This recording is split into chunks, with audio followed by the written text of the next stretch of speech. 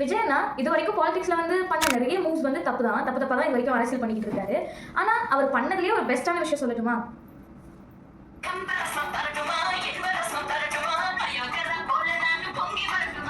இந்த கம்பேரிசன் இருக்குல்ல, இதை ரெக்கமெண்ட் பண்ணது மட்டும்தான் அண்ணா பண்ண உருப்படியான அரசியல் வேலைன்னு கூட சொல்லலாம்.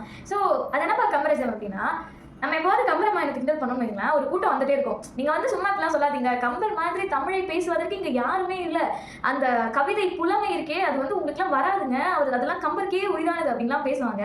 ஆனா அந்த கம்பராமாயணத்தை படிச்சுட்டு என்னப்பா கம்பராமாயணம்னு சொன்னீங்க, உங்களுடைய கடவுளோட சேர்ந்த பக்திமயமான புத்தகம்னு சொன்னீங்க, ஃபுல்லா காம கதையா இருக்குன்னு அங்கங்க இருக்கக்கூடிய இது வெறும் காம கதை தான் அப்படின்றத வாசகர்களுக்கு புரியுற மாதிரி அறிஞர் அண்ணாவுடைய கம்பரசத்துல அவர் வந்து ஒவ்வொரு செய்யுளா இந்த கம்பர் பண்ண கேவலமான வேலைகள் எல்லாத்தையும் எடுத்து போட்டு இப்படிலாம் உங்க வீட்லயோ இல்ல அக்கம் பக்கத்துலயோ ஒரு பையன் பண்ணா நீங்க என்ன பண்ணுவீங்க அப்படின்ற மாதிரி நிறைய விஷயங்கள் நமக்கு எடுத்து காமிச்சிருப்பாரு. அது மட்டும் இல்லாம இந்த கம்பர் மேல ரொம்ப தீவிரமா எல்லாருக்கும் கோவம் இருக்கிறதுக்கான காரணம் தெரியுமா? அவர் இந்த காம கதைகள் எழுதுனது இதெல்லாம் கூட பரவாயில்ல நீங்க சொல்ற மாதிரி. ஆனா உண்மையாலுமே நீ ராமாயணத்தை தான் எழுத போற அப்படின்னா அங்க வால்மீகி ராமாயணத்துல உத்தரகாண்டம்னு கடைசி கண்டம் இருந்துச்சு, அதை ஏன்பா நீங்க பேசவே இல்லை அப்படின்ற மாதிரி தானே இருக்கு.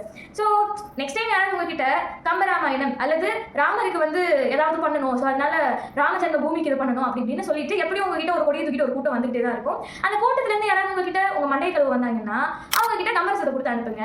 அண்ட் ஒருவேளை தமிழ் புதுமை காக்கணும், தமிழை காக்கணும், அதுக்கு ஏதாவது புத்தகம் இருக்கா கம்பராமாயணத்துக்கு ஈடாகிற மாதிரி அப்படின்னு கேட்டீங்கன்னா புலவர் குழந்தையுடைய ராவண காவியம் அப்படின்ற இந்த புத்தகம் இருக்கு.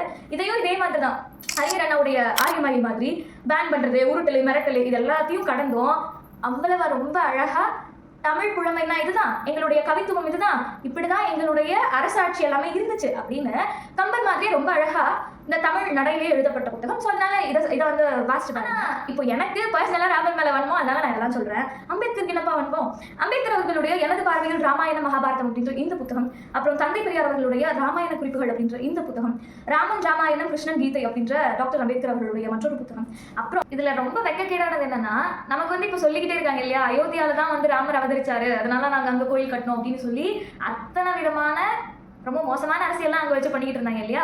ஆனால் உண்மையான ராமாயணம் என்னப்பா அப்படின்னு தேடினா ஒரே ராமாயணத்துல 3 ராமன் அப்படின்ற கதையும், அதுக்கப்புறம் ராவணன் பிரெக்னன்ட் ஆகி அவங்க வந்து சீதாக்கு அம்மாவான கதையும், இப்படி நிறைய விதமான ராமாயணங்கள் இருக்கு.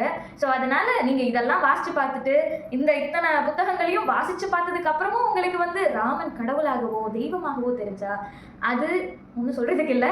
ஸோ இந்த மாதிரி இன்னும் நிறைய புக் சஜஷனுக்கு தொடர்ந்து ட்ரவுசரிங்ஸை ஃபாலோ பண்ணிக்கோங்க. நன்றி.